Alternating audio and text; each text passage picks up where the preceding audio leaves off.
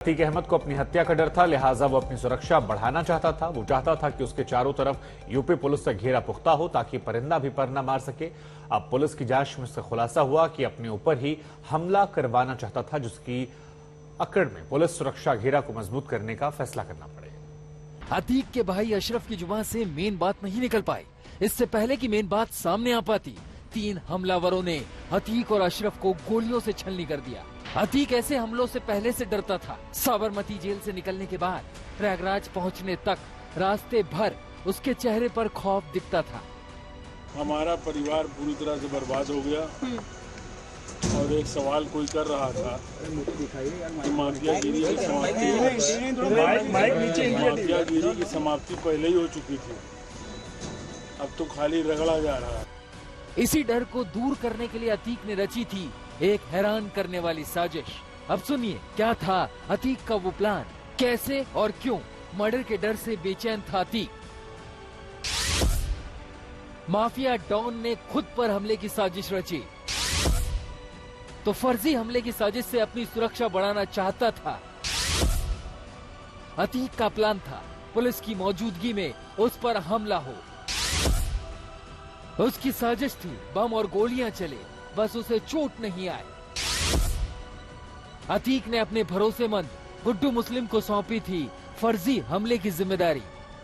उमेश पाल हत्याकांड के बाद से अतीक बेहद डरा हुआ था। उसे लगता था कभी भी उस पर हमला हो जाएगा जिसमें उसकी मौत हो जाएगी। इसी डर से अतीक ने अपने ऊपर फर्जी हमले की प्लानिंग की थी। उसे यकीन था कि साबरमती जेल से प्रयागराज लाए जाते वक्त उस पर हमला होगा तो दबाव में आकर पुलिस को सुरक्षा बढ़ानी पड़ेगी। अतीक जानता था यही एक उपाय है कि प्रयागराज पुलिस सुरक्षा बढ़ाएगी, वो दुश्मन के किसी हमले से महफूज हो जाएगा। अपने इस मंसूबे को पूरा करने की जिम्मेदारी अतीक ने गुड्डू मुस्लिम को सौंपी। प्लान तय हो गया, हमले की तैयारी हो गई।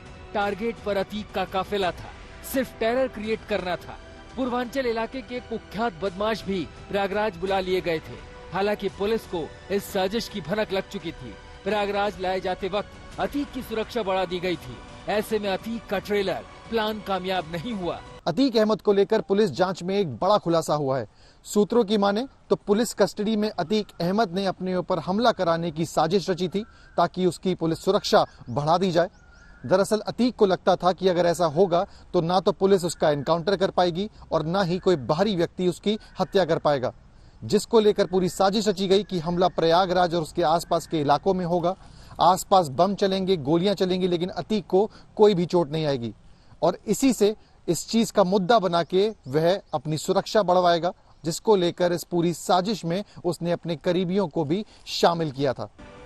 15 अप्रैल की रात कॉलवेन अस्पताल के बाहर हमला हुआ और 16 सेकंड में करीब 35 राउंड फायरिंग में दोनों भाई मारे गए। अब सवाल उठ रहे हैं कि जिन 3 हमलावरों ने अतीक को गोली मारी, कहीं तीनों उसी की साजिश का हिस्सा तो नहीं थे। सबसे अहम कड़ी गुड्डू मुस्लिम है, जो अतीक की हमले वाली साजिश का मुख्य किरदार था।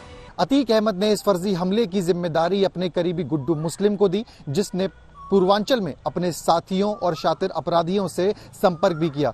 पुलिस का कहना है कि इस घटना को अंजाम देने के लिए पूर्वांचल से कई शातिर अपराधी प्रयागराज तक पहुंच चुके थे, जिसके नाम अब पुलिस खंगालने में जुटी है। नाम सामने आते ही पुलिस द्वारा इन सभी पर कार्रवाई की जाएगी। पुलिस का ये भी कहना है कि साल 2002 में ठीक ऐसा ही हमला अतीक अहमद ने अपने ऊपर करवाया था, जिसमें उसको चोटें आई थी, लेकिन जांच में सामने आया कि यह हमला खुद अतीक अहमद ने अपने ऊपर करवाया। गुड्डू मुस्लिम बरसों से अतीक से जुड़ा था। वो जानता था कि अतीक का अपने ऊपर हमला कराकर सुरक्षा बढ़ाने का हिट फॉर्मूला पुराना है। 2002 में ही अतीक ने ऐसा ही किया था। तब पुलिस हिरासत में अतीक पर बम से हमला हुआ था। वो मामूली रूप से घायल भी हो गया था। अतीक के उस ड्रामे का गुड्डू मुस्लिम असली राजदार। पुलिस की कोशिश है कि गुड्डू मुस्लिम को जल्द से जल्द गिरफ्तार कर पूछताछ की जाए ताकि अतीक के गुनाहों की पूरी कुंडली सामने आ सके। सिमर चावला, प्रयागराज, आज तक।